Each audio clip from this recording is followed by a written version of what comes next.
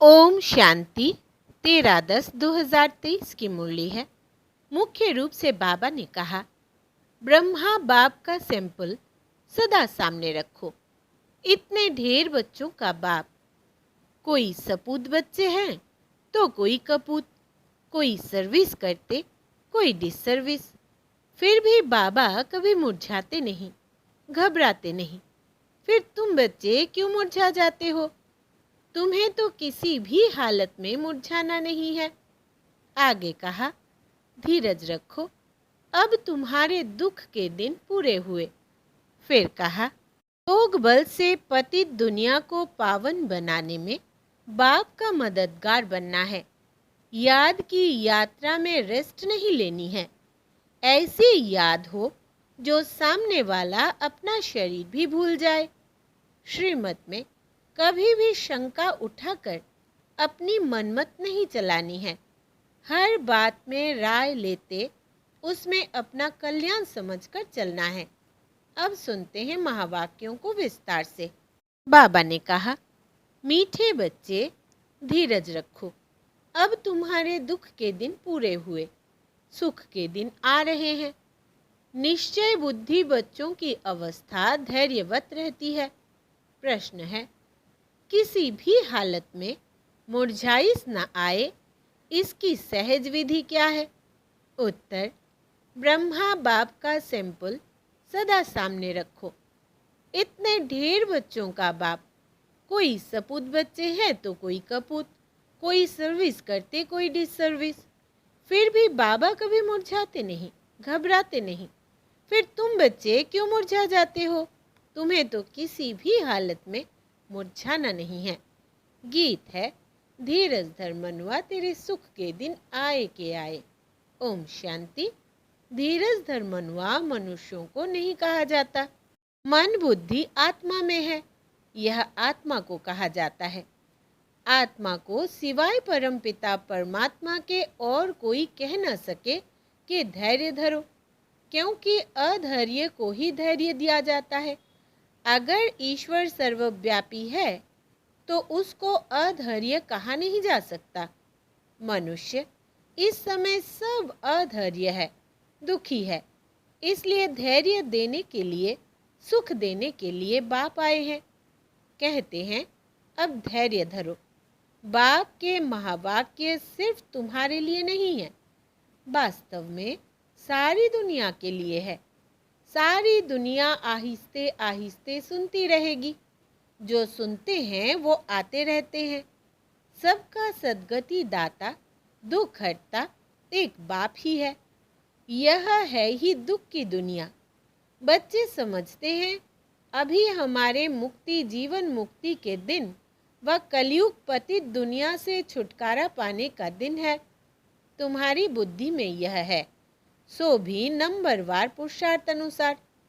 सबको यह धैर्य नहीं है कि अभी हम इस दुख की दुनिया से छुटकारा पाए अपने सुखधाम जाएंगे। तुम बच्चों को भी स्थायी निश्चय रहना चाहिए। हमारे सुख के दिन अब आ रहे हैं। अगर श्रीमत पर चलते रहेंगे तो इसमें आशीर्वाद व कृपा आदि की बात नहीं है। बाप बैठ पढ़ाते हैं, सहज स्वराज्य योग सिखलाते हैं। पढ़ाई को नॉलेज भी कहा जाता है। तुम बच्चों को श्रेष्ठ मत दे रहे हैं। पहले पहले तो अटल निश्चय चाहिए, फिर कभी वो नीचे ऊपर नहीं हो सकते। गाते हैं, परवाह थी पार ब्रह्म में रहने वाले की, वो पा लिया तो बाकी क्या चाहिए? यह तो निश्चय है। उस बाप से स्वर्ग का वर्षा मिलना है तो धैर्य पहले ही स्थायी मिल जाता है। यह है अविनाशी धैर्य।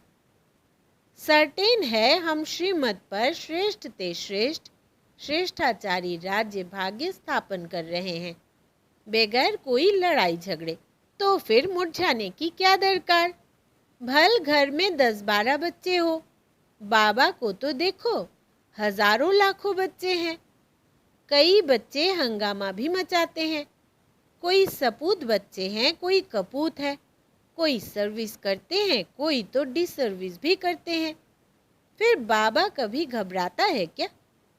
तो बच्चों को भी घबराना नहीं चाहिए। गृहस्थ व्यवहार में भी रहना है। एक तरफ है हठ योग कर्म संन्यास, तुम्हारा है बेहद का संन्यास। यह है राजयोग। तुम्हें गृहस्थ व्यवहार में रहते बाप से वर्षा पाना है, बहुत सहज है। अभी तो अपने सुखधाम के झाड़ दिखाई पड़ रहे हैं। परोक्ष अपरोक्ष बुद्धि से जानते हैं। साक्षात्कार हो ना हो, पुरुषार्थ करते हैं भविष्य स्व राजधानी के लिए। एम ऑब्जेक्ट सामने है ना? लक्ष्मी नारायण का चित्र देख रहे हो ना? ऐसे नहीं कि हमको साक्षात्कार हो तो माने। यह तो बुद्धि से समझने की बात है। इन आँखों से चित्र देख रहे हो ना? इन आँखों से फिर भी यही देखेंगे। राजयोग है ना? बुद्धि भी कहती है बरोबर, चित्र रखे हैं, फिर साक्षात्कार क्या कराएं? श्री कृष्ण सतयुग का मालिक है ना? शिव परम धाम में रहने वाला है। तुम लक्ष्मी नारायण बन सकते हो। यह है तुम्हारी एम ऑब्जेक्ट। तो आईने में देखो कि वो दैवी गुण हमारे में कहाँ तक आए हैं। बाप धैर्य तो बहुत अच्छा देते हैं। अब पढ़ना है।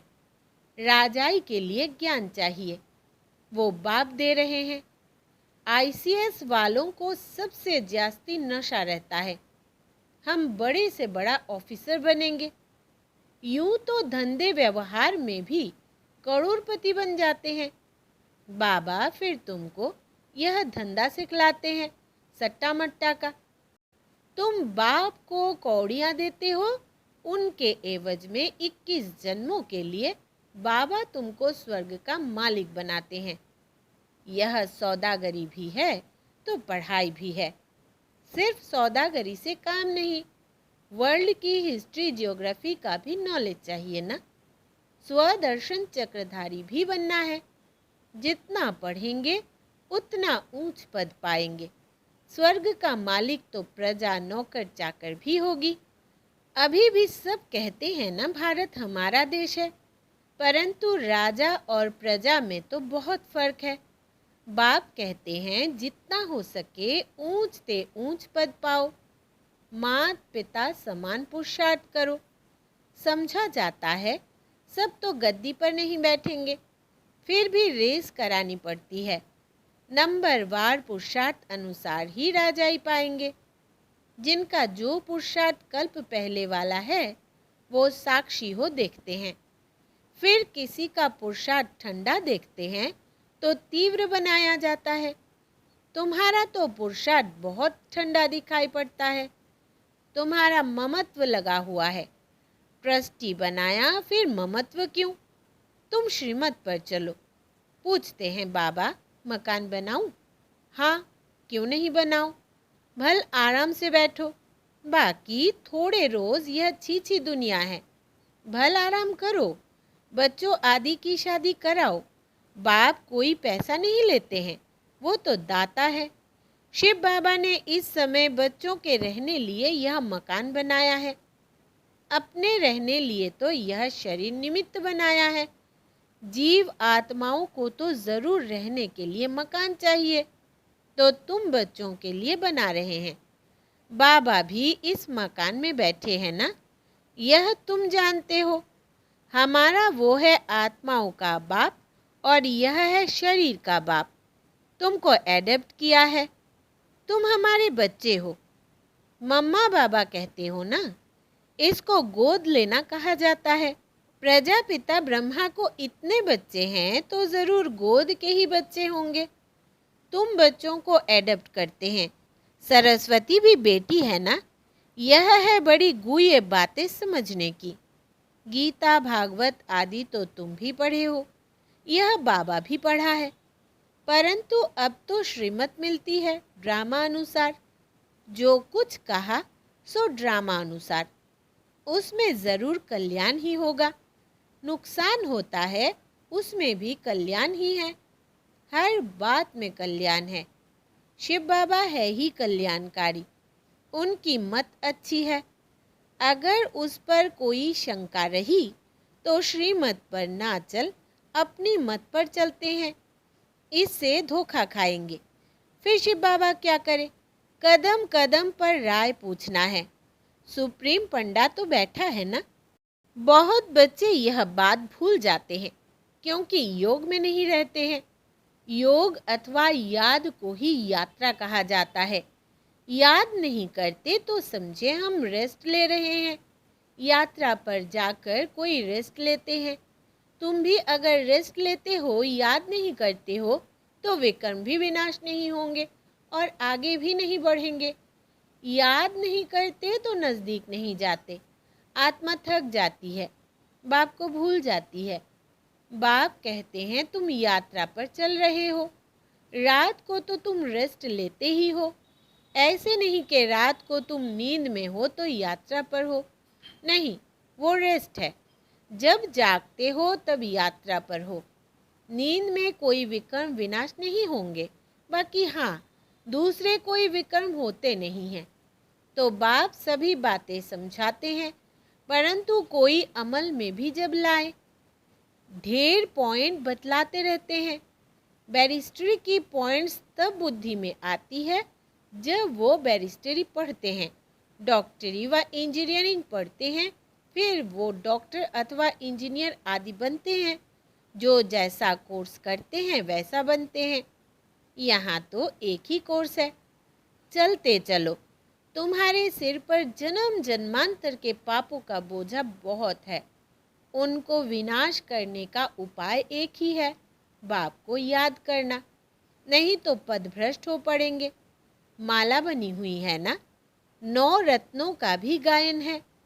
यह कहाँ से आए सो मनुष्य नहीं जानते हैं। 8 रत्न हैं जो रुद्र की माला बनते हैं। तो पुरुषार्थ अच्छा करना चाहिए। स्टूडेंट्स अच्छा पढ़ते हैं तो रजिस्टर से माँ बाप को भी पता लगता है। यहाँ तो बाप ही टीचर भी है, तो वही जाने। तुम पढ़ते ही हो बाप के पास, रजिस्टर का भी उनको पता पड़ता है। तुम भी अपने रजिस्टर को समझ सकते हो, कहाँ तक हमारे में गुण है, मैं औरों को कहाँ तक आप समान बनाता हूँ। इतनी ताकत है जो कोई सामने देखे उनको शरीर भुला दे। कहा जाता है हिम्मते मर्दा मदद खुदा। बाप बहुत मदद देते हैं, तुम भी मदद देते हो योग की। बाप को चाहिए ही पवित्रता की मदद। सारी पतित दुनिया को पावन बनाना है योग बल से। जितना जितना जो योग की मदद देंगे उतना बाबा खुश होंगे। यह बाबा के लिए मदद है व अपने लिए। तुम जितना पढ़ेंगे उतना ऊंच पद पाएंगे। जितना याद करेंगे उतना मुझे पवित्रता की मदद करेंगे। मैं आया हूँ पतित को पावन बनाने, पावन दुनिया के लिए। पतित और पावन यहाँ बनते हैं, वो तो है ही निराकारी दुनिया। गाते भी है पतित पावन आओ। समझते नहीं कि पावन दुनिया किसको कहा जाता है। सीता को रावण की जेल से दुख से छुड़ाया तो फिर सुख चाहिए। औरों को शांति बहुत मिलती है, सुख थोड़ा मिलता है। तुमको सुख भी बहुत मिलता है तो दुख भी बहुत मिलता है। पेछाड़ी में जो आत्माएं आती है, थोड़ा पाठ बजाए वापिस चली जाती है। 1-2 जन्म भी लेते हैं, थोड़ा समय आया यह गया। तुम्हारे तो 84 जन्मों की बात है, उनकी 1-2 जन्म की बात है।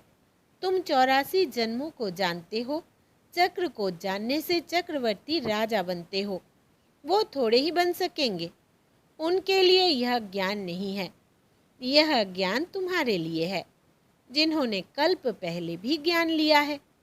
अब तुमको पुरुषार्थ करना है। पुरुषार्थ का समय अभी है और तुम्हारे लिए ही पुरुषार्थ की बात है।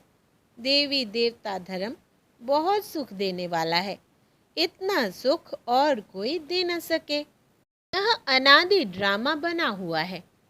सभी को तो हीरो हीरोइन का पार्ट नहीं मिल सकता। किस्म किस्म के मनुष्य हैं, उनमें भी अच्छे बुरे अनेक प्रकार के हैं। श्रेष्ठ ते श्रेष्ठ देवी देवता हैं। श्रेष्ठ उन्हों को ही कहा जाता है। वो तो सतयुग में ही होते हैं।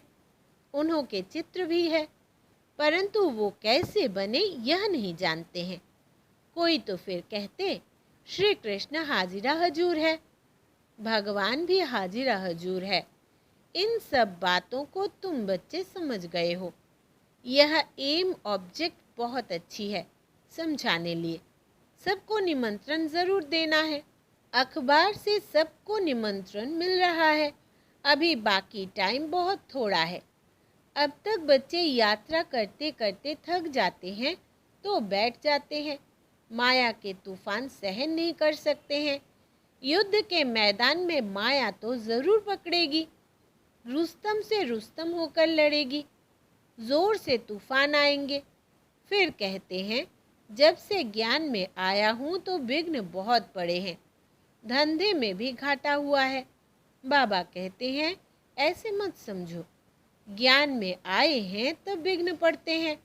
यह तो दुनिया में होता ही रहता है, इनसे डरना नहीं है। कभी चक्र की दशा, कभी राहु की, कभी किसकी दशा बैठती है। चलते चलते फां हो जाते हैं। राहु की दशा कड़ी होती है, माया खा जाती है तो काले का काला बन जाते हैं। माया थप्पड़ लगाए एकदम काला मुंह कर देती है। माया की भी जीत होगी। सिर्फ बच्चों की जीत हो फिर तो झट राजधानी स्थापन हो जाए। उस्ताद को भूल जाते हैं तो माया थप्पड़ मारती है। ऐसे रूहानी साजन को सजनी भूल जाती है। यह भी वंडर है ना। अच्छा, मीठे मीठे सिकिलधे बच्चों प्रति मात पिता बाप दादा का याद प्यार और गुड मॉर्निंग। रूहानी बाप की रूहानी बच्चों को नमस्ते। हम रूहानी बच्चों की रूहानी बाप दादा को याद प्यार, गुड मॉर्निंग और नमस्ते बाबा नमस्ते। धारणा के लिए मुख्य सार। पहला, योग बल से पतित दुनिया को पावन बनाने में बाप का मददगार बनना है। याद की यात्रा में रेस्ट नहीं लेनी है। ऐसी याद हो जो सामने वाला अपना शरीर भी भूल जाए। दूसरा, श्रीमत में कभी भी शंका उठाकर अपनी मनमत नहीं चलानी है। हर बात में राय लेते उसमें अपना कल्याण समझकर चलना है। वरदान है सहयोग की शुभ भावना द्वारा रूहानी वायुमंडल बनाने वाले मास्टर दाता भव। विस्तार है, जैसे प्रकृति अपने वायुमंडल के प्रभाव का अनुभव कराती है, कभी गर्मी कभी सर्दी, ऐसे आप प्रकृति जीत सदा सहयोगी सहज योगी आत्माएं अपनी शुभ भावनाओं द्वारा रूहानी वायुमंडल बनाने में सहयोगी बनो। वो ऐसा है वह ऐसा करता है यह नहीं सोचो। कैसा भी वायुमंडल है, व्यक्ति है, मुझे सहयोग देना है।